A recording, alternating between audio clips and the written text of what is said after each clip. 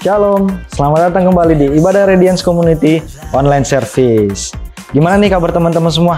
Saya berharap teman-teman semua di dalam keadaan yang sehat dan baik-baik saja ya. Nah guys, saya mau ingetin untuk teman-teman, mari kita ikut dalam Unity in Prayer. Unity in Prayer ini diadakan setiap hari Selasa dan Kamis jam 8 malam. Nanti link Zoom-nya akan diberikan.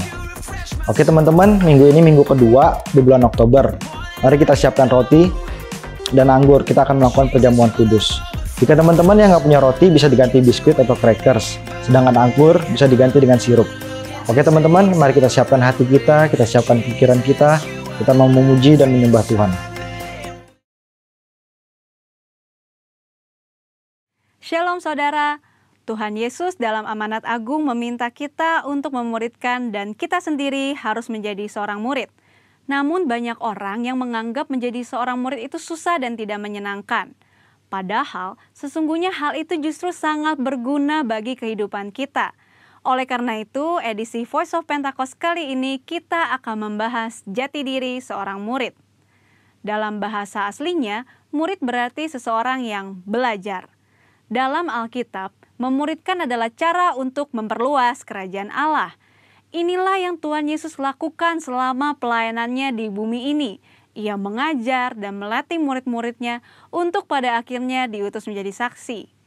Dalam kitab para rasul, kita menemukan bahwa para rasul melakukan hal yang sama dengan apa yang Tuhan Yesus lakukan. Sehingga jumlah murid semakin bertambah di seluruh dunia sampai sekarang.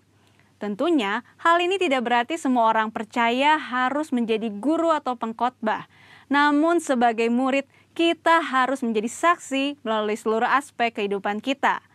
Sebuah penelitian yang dilakukan oleh Russell McCann dan Marcia Webb pada tahun 2012 menunjukkan bahwa orang yang rajin membaca dan merenungkan firman Tuhan cenderung lebih setia kepada Yesus dan kuat dalam menghadapi tantangan. Hal ini sesuai dengan firman Tuhan yang berkata bahwa iman timbul dari pendengaran akan firman Tuhan.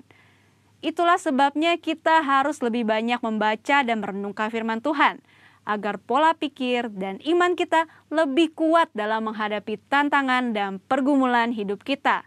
Selain itu, kita juga dihadapkan dengan bahaya pengajaran sesat. Pengajaran sesat merupakan pola serangan iblis sejak di Taman Eden hingga akhir zaman. Karena iblis adalah bapa pendusta dan metodenya adalah dengan tipu muslihat. Untuk menghadapi tipu muslihat iblis adalah dengan pedang roh, yaitu firman Tuhan. Namun ada orang-orang Kristen yang tidak terlalu suka dengan pengajaran karena dianggap sebagai sesuatu yang rumit dan membosankan. Akibatnya, ada orang Kristen yang menganggap pengalaman rohani lebih penting daripada pengajaran. Mari kita renungkan ilustrasi ini. Mana yang Anda pilih? Melihat laut dari tepi pantai atau melalui sebuah peta?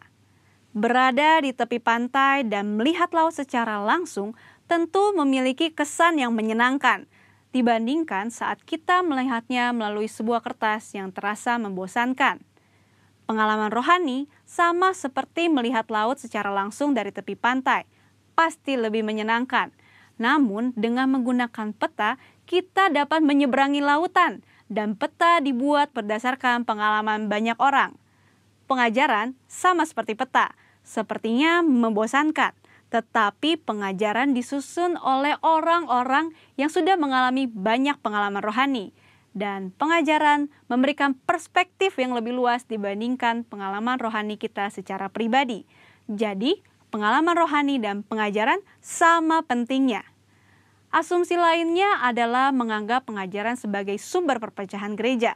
Namun tidak semua perpecahan adalah sesuatu yang buruk, terutama ketika berhadapan dengan pengajaran yang bertentangan dengan Alkitab. Albert Mohler menggunakan istilah theological triage, yaitu metode untuk menentukan tingkat kekritisan sebuah pengajaran. Tingkat pertama, yang paling kritis, yaitu pengajaran dasar yang mempengaruhi keselamatan seseorang, yaitu pengajaran mengenai Alkitab adalah firman Tuhan, ketritunggalan Allah, ketuhanan Yesus, karya penebusan, keselamatan karena kasih karunia melalui iman hanya kepada Yesus Kristus. Pada tingkatan ini, maka perbedaan pengajaran sekecil apapun tidak dapat ditoleransi, sehingga penolakan dan perpecahan dapat diterima, bahkan mungkin harus terjadi dan tidak dapat dihindari.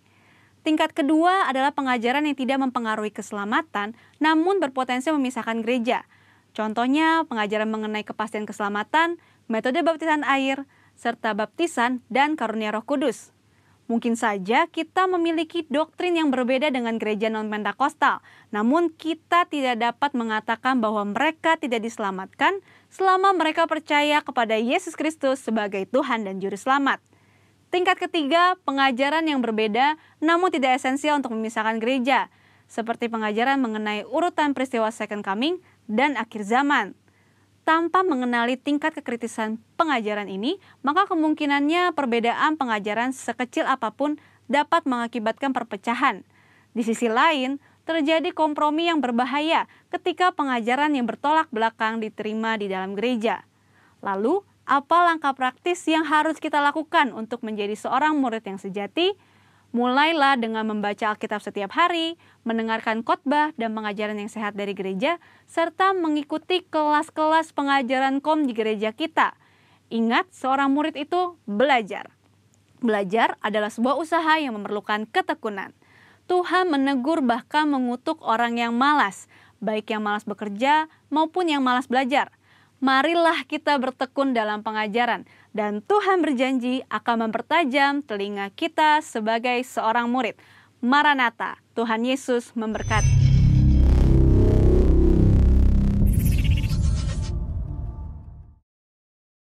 Shalom Radiance, welcome back to Radiance Online Service. Nah teman-teman, gimana kabar kalian? Aku yakin kita semua pasti mengalami kebaikan Tuhan. Yang mengalami katakan amin. Yuk kita sama-sama mau menyembah, kita mau memuji Tuhan, karena Tuhan Yesus sangat baik buat setiap kita. Yes.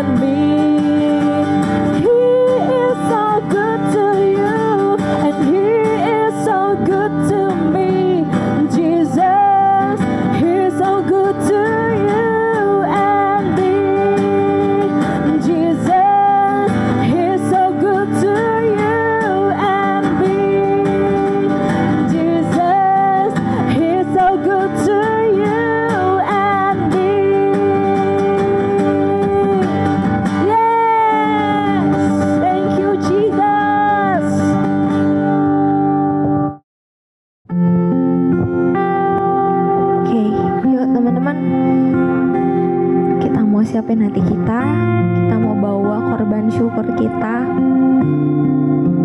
Kita sama-sama ingat kebaikan Tuhan. Kita mau hitung segala kebaikan Tuhan dan kita mau bawa ucapan syukur kita. Yes Lord, thank you God.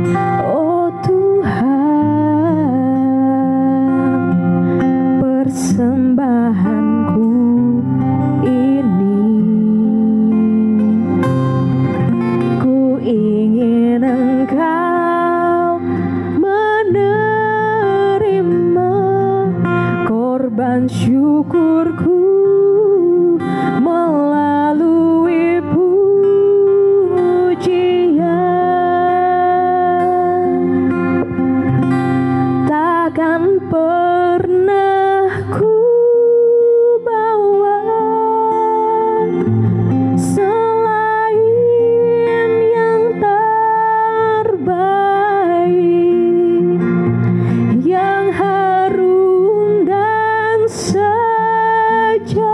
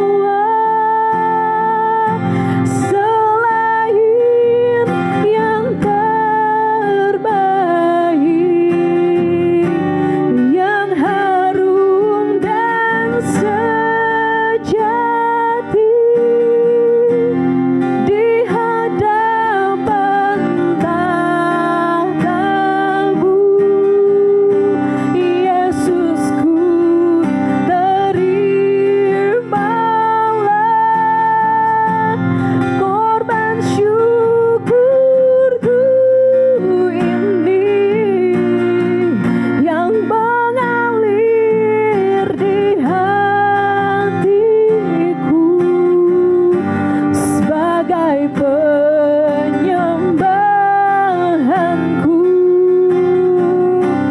takkan pernah ku bawa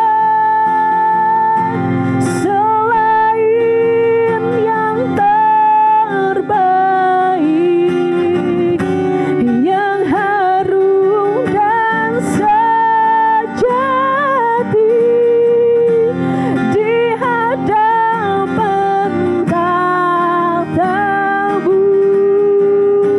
Yesusku, terimalah korban syukurku ini yang mengalir di hatiku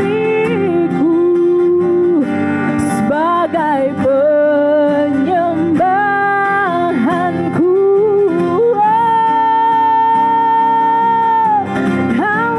Haleluya, Jesus, kami menyembahmu Tuhan. Haleluya, haleluya, Jesus.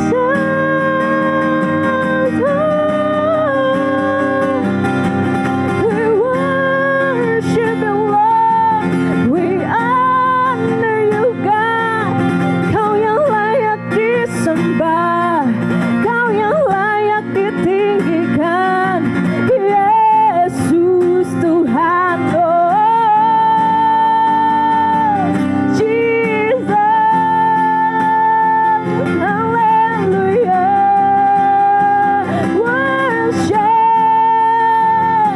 Worship you, Lord. Kami bawa hati kami bawa pujian kami hanya bagimu. Oh Yesus, you are my God, you are my Lord. Oh Jesus, Kau yang terbaik Tuhan dalam hidupku. Terima kasih Bapa. I love you Lord God, I love you Lord Jesus. Takkan pernah ku bawa selain yang terbaik, yang harum dan sejati di hadapan tatamu. Yesusku, terimalah korban syukurku ini yang mengalir di hatiku sebagai penyembahanku, yang mengalir di hatiku sebagai penyembahanku.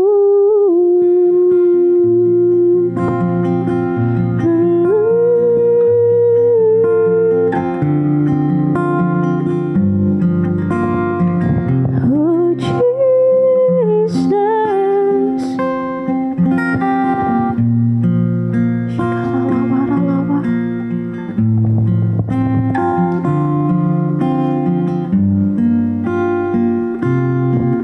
Thank you Lord. Terima kasih Tuhan buat kebaikan-Mu. Terima kasih buat pengorbanan-Mu. Terima kasih Tuhan. You are the great, great Father.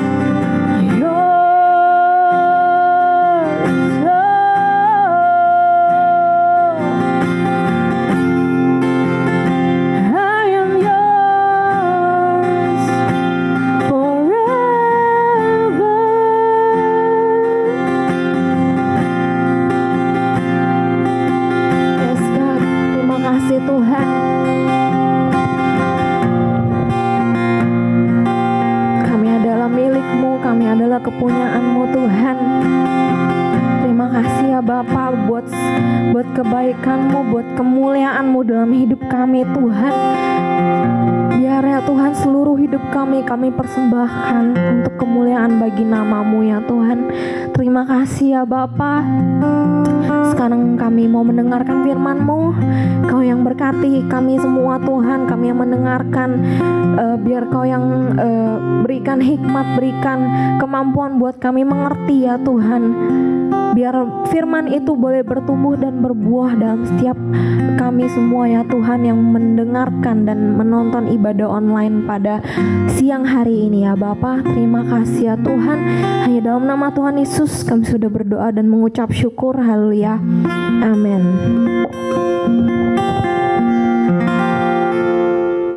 Gimana teman-teman present worship-nya? Luar biasa sekali bukan? Saya percaya kita tetap bisa merasakan hadirat Tuhan walaupun kita beribadah secara online. Oke teman-teman, sebelum masuk firman, saya mengajak teman-teman untuk berdoa.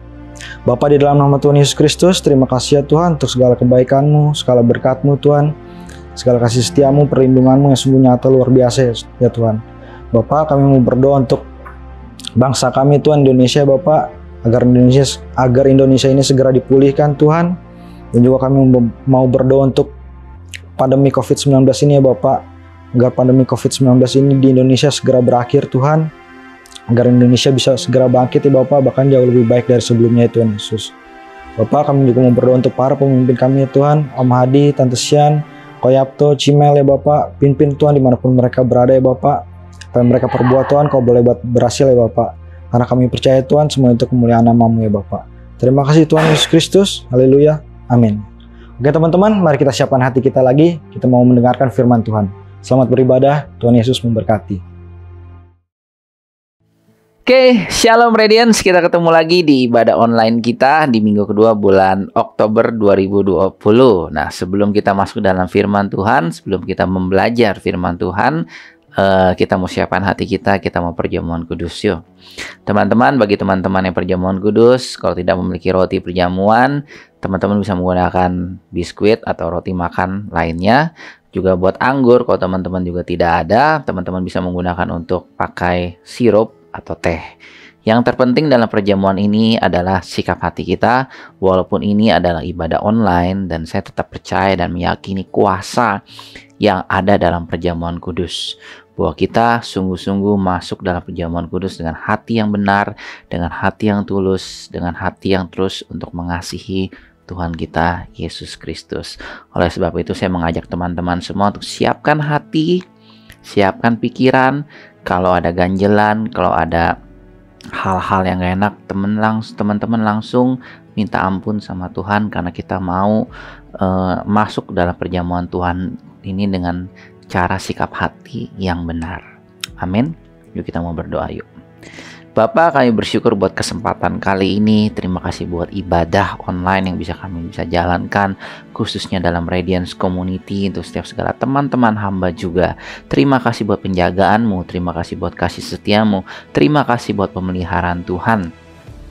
Kalau sekarang adalah minggu kedua dan kami ingin masuk Tuhan dalam perjamuan ini adalah kudus, sakramen yang sudah Engkau tetapkan bagi setiap kami anak-anak-Mu Tuhan, untuk memperingati kematian-Mu, untuk terus memperingati apa yang sudah Engkau buat di kayu salib. Dan kami bersyukur untuk segala tubuh yang sudah dihancurkan dan darah yang sudah tercurah yang melindungi setiap kami. Terima kasih Tuhan Yesus. Yuk teman-teman berdoa sebelum kita masuk perjamuan ini.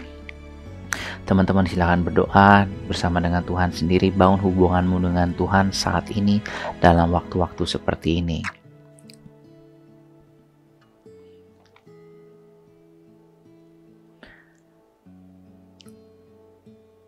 Terima kasih Tuhan Yesus, Engkau baik senantiasa dalam kehidupan kami Tuhan. Terpujilah nama-Mu kekal selama-lamanya. Sebab apa yang telah kutuliskan kepadamu telah aku terima dari Tuhan, yaitu bahwa Tuhan Yesus pada waktu malam Ia diserahkan, Ia mengambil roti. Mari kita angkat roti kita, dan sesudah itu Ia mengucap syukur atasnya. Ia memecah-menyahkannya dan berkata, inilah tubuhku yang diserahkan bagi kamu. Perbuatlah ini menjadi peringatan akan aku. Teman-teman, bukankah roti yang kita pecahkan ini adalah persekutuan kita dengan tubuh Kristus? Amin. Mari kita makan dalam nama Yesus.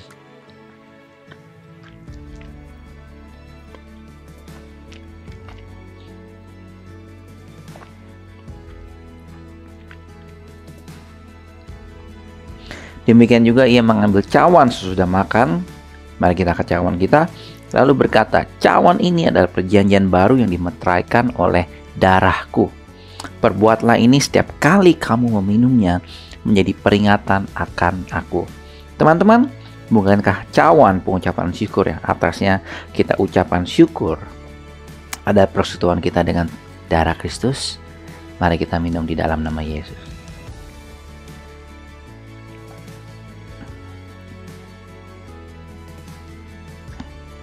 Yuk kita mau berdoa. Terima kasih Tuhan Yesus buat segala kebaikan-Mu. Kami bisa memperingati dalam masa-masa seperti ini juga Tuhan, kematian-Mu sangat berharga dalam setiap kehidupan kami. Terima kasih Tuhan memilih kami. Terima kasih Tuhan menjaga kami. Dan kami ucapkan syukur kami dari hati kami yang paling dalam buat segala pemeliharaan Tuhan dalam kehidupan kami. Terima kasih Tuhan Yesus. Hanya di dalam nama Tuhan Yesus kami berdoa dan mengucap syukur. Semua yang percaya kita katakan, amin. Oke teman-teman, gimana kabarnya? Kita ketemu lagi di ibadah online kita. Ini adalah minggu kedua di bulan Oktober 2020.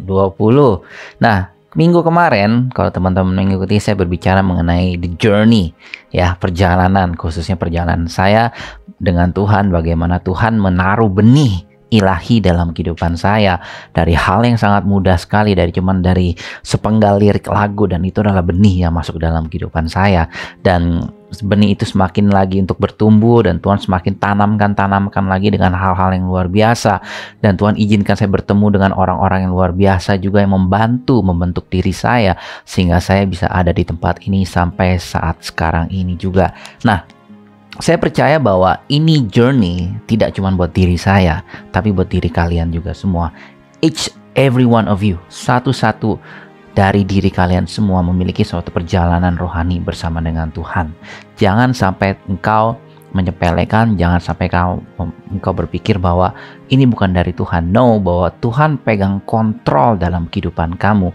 Even all of your mistakes, kesalahan yang kau buat, kesalahan yang tidak kau buat tapi engkau menerima atau menanggung kesalahan itu, tetap percaya bahwa Tuhan tetap memelihara teman-teman, Tuhan tetap menjaga, dan Tuhan tidak pernah melepaskan teman-teman. Oleh sebab itu makanya kemarin saya cerita adalah suatu poin pertama terakhir yang pernah saya bagikan minggu lalu adalah, kamu yakin gak ini kehendak Tuhan buat diri kamu? Jangan sampai kau ragu. Karena Dia Allah yang berkasa. Kalau Tuhan bisa bekerja dalam kehidupan saya, bisa memilih saya dalam masa-masa kekelaman saya, masa saya juga pernah menghujat Tuhan, pernah dengan sikap hati yang tidak hormat, tapi Tuhan tetap mau memilih saya dan menjadikan saya menjadi alatnya. Dan saya percaya buat engkau juga anak-anak Tuhan, anak-anak Radiance, satu persatu dengan latar belakang apapun juga dalam kehidupanmu, keluarga yang kayak gimana, mau hancur, mau benar, atau kayak gimana juga, bahwa Tuhan tetap memelihara kamu. Tetap Tuhan memilih kamu dan mau masuk dalam perjalanan bersama dengan Tuhan. Ya kan? Saya teringat perkataannya Chris Manusama berkata bahwa karoseri seperti ini Tuhan mau milih, Tuhan mau pakai. Ya kan? Kalau Tuhan pakai orang, Tuhan milih orang, Tuhan nggak pernah lihat CV. Kalau kita ngelamar pekerjaan, kita kemarin podcast, ya kan, 2 minggu lalu kita podcast bagaimana melamar pekerjaan, bikin CV yang menarik, pakai baju yang menarik, atau mungkin interview juga yang menarik juga. Tapi pada saat kita dipilih Tuhan nggak pernah lihat CV kita. Tuhan mau pakai kita apa saja, bagaimana kita saat ini, masa lalunya kayak gimana, dan Tuhan mau pakai itu, dan kita harus bersyukur atas kebaikan Tuhan, atas kasih setia Tuhan dalam kehidupan kita. Amin. Dan tetap, teman-teman, sekali lagi saya katakan, tetap yakin dan percaya bahwa this journey, perjalanan ini bersama dengan Tuhan dalam kehidupan teman-teman, ya kan. Dan juga saya mau bagikan pentingnya respon, ya, pentingnya respon dalam kehidupan kita itu sangat penting sekali. Dan saya percaya teman-teman juga tahu bahwa Allah adalah Allah yang pribadi yang gentle. Gentle itu berarti apa ya? Hormat kepada kita. Roh Kudus adalah yang gentle sekali. Dia nggak pernah memaksa. Oleh sebab itu makanya perlu respon dari kita. When He wants to check the journey, pada saat Dia mengajak engkau, ask you for a journey with Him, untuk berjalan dalam, mengajak engkau masuk dalam perjalanan bersama dengan Tuhan, kita butuh merespon. Kamu mau atau tidak? Gitu. Nah, untuk kesempatan kali ini, minggu ini, saya akan coba meneruskan dari The Journey kemarin. Dan kali ini saya akan berbicara mengenai destination. Tujuan, destination. Ada journey, berarti juga ada destination. Yang dalam perjalanan, ada juga tujuan yang ingin kita sampai. Kita nggak mau cuma sekedar berjalan saja. Walaupun mungkin itu enak. Walaupun mungkin itu kita bisa melihat mujizat Tuhan, kebaikan Tuhan, ya kan. Walaupun kita bersyukur untuk setiap journey, tapi tetap kita harus masuk yang ke dalam suatu momen yang namanya destination, ya kan. Tujuan mungkin bisa berbicara mengenai visi. Tujuan juga bisa berbicara mengenai tanah perjanjian kalau dalam zaman bangsa Israel kemarin. Dan ini sangat penting sekali karena dalam tanah perjanjian, ya kan, kita semakin dipelihara Tuhan, dan itu adalah menjadi suatu sanctuary-nya kita juga. Oleh sebab itu, check the journey with God and ask Him for His destination, ya kan. Dan saya mencatat bahwa ada 3 hal berbicara mengenai destination di sini. Ya, 3 hal. Poin yang pertama itu adalah destination itu start within you. Ya, tujuan ilahi yang Tuhan tetapkan itu mulai dari diri kita. Itu berbicara mengenai apa, Bapak Ibu? Karena Tuhan bekerja dalam kehidupan kita, ya kan? Karena kita diciptakan dengan hal keunikan yang sangat luar biasa. Dalam Mazmur berkata bahwa kejadianku ajaib. Dalam bahasa Inggrisnya ditulisnya adalah creationku itu adalah kita diciptakan Tuhan wonderfully complex, ya kan. Sangat-sangat unik sekali kita diciptakan Tuhan, ya kan. Oleh sebab itu destinasi yang Tuhan arahkan dalam kehidupan kita itu pasti mulai dalam diri kita dulu, ya kan. Itu berbicara mengenai apa? Itu berbicara mengenai interest kita, talent kita. Itu berbicara juga mengenai apa yang kita suka, apa yang kita menaruh passion kita di mana. Itu mungkin yang akan menjadi destiny kita, gitu loh. Oleh sebab itu makanya kita harus menggali potensi kita harus menggali interest kita, dan kita harus kembangin, dan biar nama Tuhan dipermuliakan. Dan pada saat kita sudah menemukan apa yang menjadi interest kita dan bawa itu bersama journey dengan Tuhan, dan Tuhan akan pakai itu untuk memuliakan nama Tuhan. Dan pada saat Tuhan dimuliakan, dan dampaknya akan sangat besar sekali dalam kehidupan kita, keluarga kita, dan yang lainnya. Ya, saya teringat dengan cerita Saulus dulu namanya. Dia seorang ahli Farisi yang sangat taat. Kalau teman-teman baca Alkitab, dia belajar dari didikan seorang Farisi yang sangat luar biasa, Gamaliel. Ya kan, ceritanya dia, kalau teman-teman baca kitab Filipi juga, bagaimana dia sangat giat sekali dalam hukum Taurat, dan dia tidak bercela. Ya kan, itu adalah suatu pembelajaran. Itu mungkin interestnya dia, tapi pada saat interest itu ketemu dengan Tuhan, dan lihat teman-teman apa yang terjadi pada saat Saulus bertemu dengan Tuhan, namanya berubah menjadi Paulus, dan Tuhan menetapkan Paulus sebagai rasul bagi bangsa-bangsa non-Yahudi. Artinya itu apa? Karena backgroundnya Paulus itu adalah memiliki suatu pembelajaran hukum Taurat yang kuat, ya kan, hukum Taurat yang luar biasa, hukum benar-benar tidak bercacat bercela, dan Tuhan memakai Paulus untuk berhadapan dengan orang-orang non-Yahudi. Artinya itu apa? Tuhan memakai Paulus untuk berhadapan dengan mereka yang dengan ras yang berbeda, dengan agama-agama lain yang berbeda, dan bagaimana dia harus memberitakan Injil kepada orang-orang non-Yahudi. Dan itu bukan perkara yang mudah, teman-teman, karena pada saat kita harus coba menginjil pada orang yang berbeda agama, itu bukan perkara yang mudah sekali. Kau harus belajar, kau harus mengerti agama dia, kau harus mengerti segala peraturannya, dan bagaimana itu dibandingkan dengan Kristus, bagaimana Kristus menebus itu semua. Beda dengan Rasul Petrus. Petrus adalah dipakai untuk rasul untuk orang-orang Yahudi semua, dan itu lebih mudah karena seras, gitu loh. Tapi kalau Paulus lebih sulit, tapi itu cocok dengan backgroundnya Paulus, itu cocok dengan interestnya Paulus. Dalam itu makanya destiny-nya itu akan dipakai untuk menginjili orang-orang non-Yahudi, dan itu sesuai dengan destiny-nya, itu sesuai dengan interestnya, itu sesuai dengan backgroundnya Paulus, dan itu akan dipakai untuk memuliakan Tuhan. Amin. Nah, yang kedua itu adalah Yang pertama itu adalah destination start within you. Yang kedua itu adalah destination. Setiap orang itu beda-beda. Ya kan, setiap orang destininya beda-beda. Dan itu sudah pasti sekali. Karena beda-beda dan itu memudahkan kita untuk bisa terus fokus.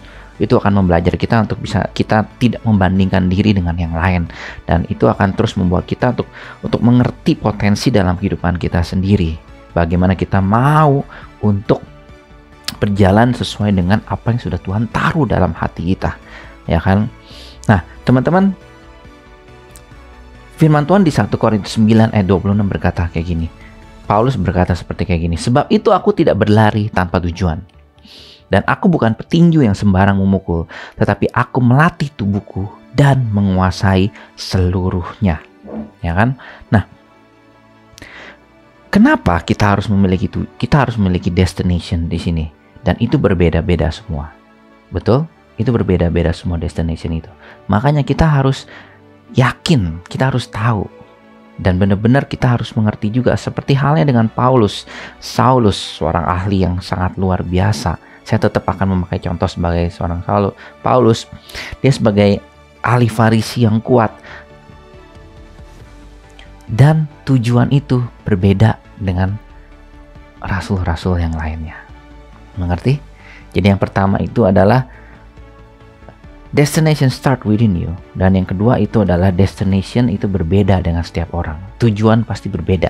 Kalau kita naik mobil, tujuannya pasti akan berbeda-beda semua kalau kita ingin pergi. Betul? Nah, yang ketiga itu adalah destination itu bisa berubah. Ya, dan ini mungkin pengalaman hidup yang harus coba saya sharekan kepada teman-teman sekali bahwa kita bisa berubah dalam perjalanan journey kita. Kalau pertama kali seperti saya benih ilahi masuk, tapi dalam perjalanan saya bisa menghilangkan benih itu, atau mungkin benih itu akan mati dalam kehidupan saya. Kenapa? Satu, karena respon saya mungkin gak benar. Yang kedua, saya dikelilingin sama orang-orang yang tidak bisa, atau mungkin orang-orang yang tidak cocok, yang tidak tahu caranya untuk menabur air, menyiram air dalam benih saya. Gitu loh. Oleh sebab itu makanya kenapa destination kita berubah? Saya catat di sini adalah karena kita memiliki teman pergaulan yang salah. Ya kan? Ada suatu quote yang sangat kuat sekali berkata, "Show me your friend and I will show you your future." Perlihatkan kepada saya teman-temanmu dan saya akan bisa memperlihatkan masa depanmu. Ya kan, firman Tuhan juga berkata mengenai pergaulan yang tidak baik akan merusak kebiasaan kita yang baik. Oleh sebab itu makanya destinasi bisa berubah itu karena kita salah bergaul. Dan kita harus mengerti di sini dan harus hati-hati, ya kan? Pengalaman saya waktu itu, saya masih SMP, ya, teman-teman. Saya ketemu dengan satu teman saya, ya. Anaknya pada saat berarti kan dari SMP, dari SD naik kelas ke SMP ya. Dari SD itu anak yang alim luar biasa. SMP kelas 1 masih alim, masih taat, iya bu gitu kan. Tapi pada saat mulai SMP 3 anak itu kena narkoba, banyak mengutuk dan benar-benar berubah drastis kehidupannya. Kenapa? Pergaulannya salah. Ya kan? Dia bermain dengan orang-orang teman-teman saya lainnya yang really bad gitu, perkataannya kotor, semuanya kotor semua gitu. Dan ya itu yang terjadi. Oleh sebab itu makanya pergaulan kita harus jaga pergaulan kita, ya kan? Nah, saya ada ayat di firman Tuhan di 1 Raja-Raja 11 ayat 13. Ya, 1 Raja-Raja 11 ayat 3. Ia berkata seperti kayak gini, bahwa Salomo mempunyai 700 istri dari kaum bangsawan dan 300 gundik. Ya, istri-istrinya itu menarik hatinya daripada Tuhan. Dan ini bisa mengubah destination kita, betul? Kalau ada hal lain yang menarik diri kita dari kasih kita kepada Tuhan, dan ini pasti akan merubah destination ilahi kita. Oleh sebab itu makanya mungkin saya harus tanya, hey anak-anak Radiance, ya, hal apa saja yang menarik hatimu jauh daripada Tuhan? Hati-hati. Ya, yang pertama itu adalah berarti destination start within you. Yang kedua itu adalah destination berbeda-beda bagi setiap orang. Yang ketiga itu adalah destination bisa berubah. Yang keempat, yang terakhir, ya, destination should big, ya, and have a legacy. Ya, artinya adalah tujuan kita harus besar. Ya, mimpi kita harus besar, visi kita harus besar, dan akan memiliki warisan. Nah, mungkin ini agak sedikit aneh, tapi saya mau share kayak begini teman-teman. Janji yang Tuhan berikan kepada kita pasti besar. Kalau janji itu kecil, visi itu kecil, ya kan? Kita bisa mengaccomplish, kita bisa memperoleh visi itu, kita bisa mewujudkan visi kecil itu, ya kita nggak perlu Tuhan berarti, ya kan? Justru makanya visi itu harus besar, makanya kita perlu Tuhan, ya. Dan juga saya berbicara mengenai legacy, warisan, ya kan? Karena begini teman-teman. Banyak dari cerita di Alkitab bahwa mereka yang mendapat destination, mereka yang mendapat janji Tuhan, itu mereka tidak memperoleh. Dan apakah itu salah? Ya tidak juga. Kadang kita bisa dalam satu track yang benar dengan Tuhan, ya kan, kita membuat satu track di journey yang benar dengan Tuhan, tapi sometimes di tengah jalan emang itu berhenti, gitu loh. Karena ceritanya banyak sekali, ya kan. Saya coba kasih contoh Abraham, bapak leluhur kita, bapak iman kita, ya. Tuhan berfirman kepada Abraham bahwa keturunanmu akan seperti bintang di langit dan pasir di pantai, ya kan. Itu firman Tuhan kepada Abraham, janji kepada Abraham. Dan apakah Abraham melihat? Tidak, sampai saat ini, ya kan. Walaupun tergenapi, tapi apakah dia melihat? Tidak. Bagaimana dengan Musa? Ya kan? Musa yang sudah membawa bangsa Israel keluar dari Mesir, sudah melakukan banyak mujizat, giat dengan Tuhan sama sekali, sudah menjadi nabi, sudah menjadi hakim bagi bangsa Israel. And just only one mistake, cuma satu kesalahan saja. And then Tuhan berbicara bahwa kamu gak bisa masuk dalam tanah perjanjian. Padahal dari awal Musa dipanggil Tuhan, itu Tuhan sudah berikan suatu janji bahwa bangsa ini akan masuk dalam tanah perjanjian. Tapi in the end, dalam tengah-tengah perjalanan it stop, dan Musa gak bisa masuk dan memberikan Yosua, generasi warisannya, yang membawa mereka masuk ke dalam tanah perjanjian. Contoh ketiga itu adalah Daud. Walaupun Daud sangat giat dengan Tuhan, teman-teman sudah belajar dia seorang yang intim, dia seorang yang mengasihi Tuhan, ya kan. Tapi ada suatu kerinduan Daud bahwa Daud ingin membangun bait suci, rumah, karena dalam masa Daud tabut Allah cuma pakai tenda doang, makanya dibilang itu adalah pondok Daud, ya kan. Dan Daud ingin membangun, tapi Tuhan bilang stop, no, kamu gak bisa bangun karena tanganmu sudah penuh dengan darah. Yang akan membangun itu adalah anakmu Salomo, warisan selanjutnya, generasi selanjutnya. Gitu loh teman-teman. Jadi yang namanya vision, destiny itu benar-benar harus suatu hal yang besar sekali. Dan sometimes, dan bukan sometimes, pasti ada legacy, warisan yang meneruskan visi tersebut. Ya, ini ayat yang sangat luar biasa sekali. Ibrani 11 ayat 13 berkata seperti kayak begini. Dalam iman, mereka semua ini telah mati sebagai orang-orang yang tidak memperoleh apa yang dijanjikan itu. Tadi yang saya sebutin, Abraham, Musa, Daud, semua mereka sudah meninggal dan dia tidak melihat dan tidak memperoleh apa yang dijanjikan itu. Tetapi hanya dari jauh melihatnya dan melambai-lambai, seperti bayangan Musa melihat bangsa Israel masuk ke dalam tanah perjanjian. Dia cuma berdiri di gunung dan cuma melambai doang, dan karena dia tidak bisa masuk, ya kan. Ibrani 11 ayat 39. Mereka semua tidak memperoleh apa yang dijanjikan itu, sekalipun iman mereka telah memberikan kepada mereka suatu kesaksian yang baik.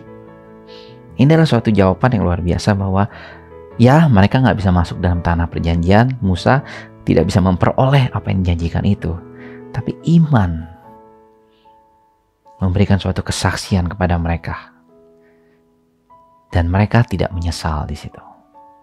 Luar biasa sekali teman-teman. ya. Ayat Ibrani 11 ayat 16. Saya baca sepenggalnya, yang terakhirnya dibilang di sini bahwa Allah tidak malu disebut Allah mereka. Wow. Tuhan tidak malu kepada kita semua.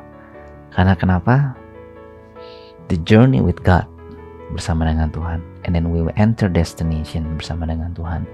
Even though sometimes destination itu berubah, ya kan? Tapi dalam perjalanan kita bersama dengan Tuhan, itu adalah yang Tuhan ukur. Itu adalah yang Tuhan lihat. Karena firman Tuhan tadi berbicara bahwa iman mereka memberi kesaksian yang baik. Nah, teman-teman, ini yang coba saya siarkan sama teman-teman semua dalam minggu kedua ini, ya. Minggu pertama journey, yang kedua adalah destination. Yang ingin coba saya sampaikan ini adalah jangan pernah menyerah bersama dengan Tuhan. Dia akan membawa engkau, walaupun mungkin sekarang kamu merasa seperti suatu hal yang sia-sia, atau mungkinkah Tuhan memulihkan keluarga saya, mungkinkah Tuhan memulihkan saya, ya kan? Ya, Dia pasti memulihkan kita. Karena itu adalah journey bersama dengan Tuhan dan destiny yang akan Tuhan bawa dalam kehidupan kita semua. Amin. Tuhan Yesus memberkati. God bless you.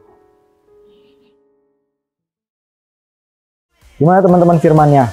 Pasti mendapatkan suatu pelajaran yang baru, bukan? Oke teman-teman, saya mau ingetin sekali lagi untuk ikut dalam Unity in Prayer. Unity in Prayer ini diadakan setiap hari Selasa dan Kamis jam 8 malam. Mari kita sama-sama doakan bangsa kita, negara kita, pemimpin kita, gereja kita. Oke teman-teman, sampai di sini saja ibadah kita kali ini. Tetap jaga jarak, pakai masker, jauhi kerumunan. Happy Sunday, Tuhan Yesus memberkati.